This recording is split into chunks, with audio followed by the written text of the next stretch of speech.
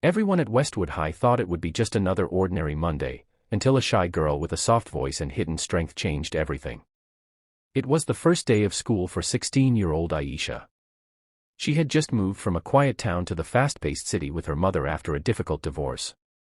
Life had already handed her enough challenges, and now she was stepping into a new school, filled with strangers, unfamiliar rules, and the overwhelming pressure to fit in. Dressed in a simple floral dress and clutching her books tightly to her chest, she kept her head down as she walked through the crowded halls. Aisha had always been the quiet type. She was the kind of girl who sat in the back of the class, answered only when asked, and avoided the spotlight.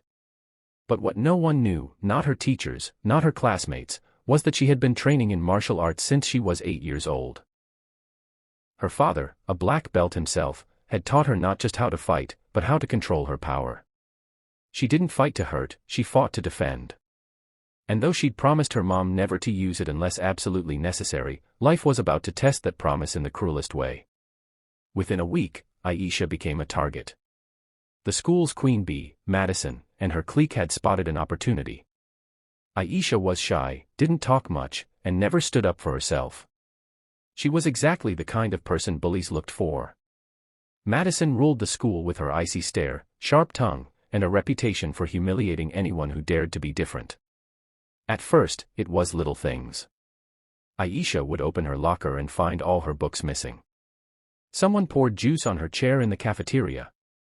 Whispered giggles followed her everywhere she went. But she stayed silent, hoping it would stop if she just kept her head down. Then came the hallway incident. It was just after lunch, and the halls were buzzing with students switching classes. Aisha walked briskly to her next period, clutching her science notebook. She turned a corner, and walked straight into Madison and her gang. "Oh look, it's the silent mouse," Madison sneered, stepping into Aisha's path. "Nice dress. Did your grandma pick it out?" Aisha didn't reply. She tried to step aside, but Madison shoved her back. "You think you're better than us," one of Madison's friends spat. Then it happened. In a swift, shocking moment, Madison grabbed the front of Aisha's dress and yanked. There was a loud rip as the fabric tore straight down the middle. The hallway froze. Gasps filled the air. Aisha stood there, eyes wide in horror, as laughter erupted around her. Her face turned red, hands trembling as she clutched the torn fabric against her chest. And something inside her snapped. She looked up, not with tears, but with a fire none of them had seen before. "Don't," she said quietly, voice shaking, "ever touch me again." Madison laughed. "Or what?" Aisha took a deep breath. Then, fast as lightning, she dropped her books, spun on one foot, and delivered a clean, controlled karate chop to Madison's arm. Madison yelped and fell to the ground, clutching her elbow. One of the other girls lunged forward, but Aisha ducked and swept her leg out, sending the girl sprawling to the floor. The last member of the trio backed away, terrified. Dead silence. The entire hallway watched in shock. Even the teachers were frozen at the edge of the crowd. Aisha stood tall, her dress torn, but her spirit unshaken. "I didn't come here to fight," she said firmly, her voice echoing in the corridor. "But I won't let anyone break me." The principal arrived seconds later, and chaos followed. Madison and her gang were taken to the office. Students couldn't stop talking about what had just happened. Some called it justice. Others called it unbelievable. But for Aisha, it wasn't about revenge. It was about finally standing up. Not just for herself, but for anyone who had ever been humiliated, pushed around, or made to feel small.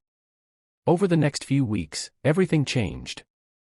People began to talk to her, not out of fear, but out of respect. Other quiet students found courage watching her walk down the halls with her head held high. Teachers praised her bravery.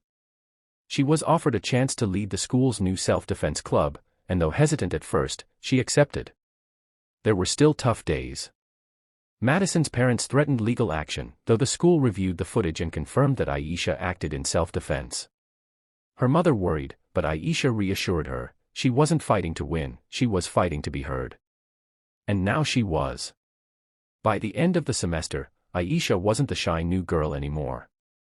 She was the girl who turned pain into power, silence into strength.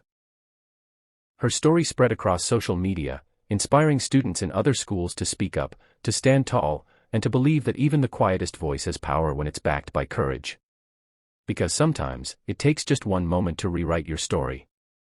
And Aisha's moment came with a ripped dress, a karate chop, and a heart that refused to break.